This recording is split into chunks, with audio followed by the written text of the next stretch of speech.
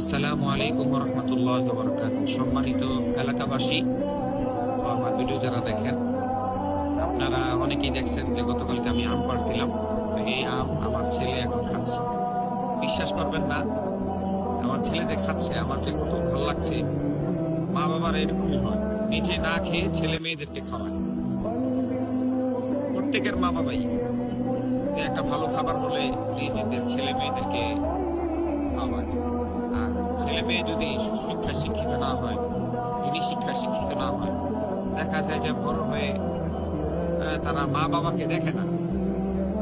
তো এই জন্য আমার ভিডিও যারা দেখছেন, আমি প্রত্যেককে বলবো যে মা বাবা এরকম একটা জিনিস, নিজে ছেলে মেয়ের না হইলে মা বাবা কি জিনিস সেটা বোঝা যায় না।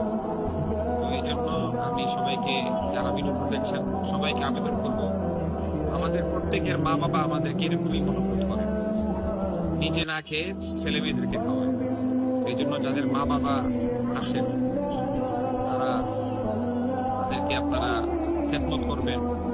বৃদ্ধ মা বাবা থাকলে এক্সট্রা ওনাদেরকে আপনারা খেদমত করবেন।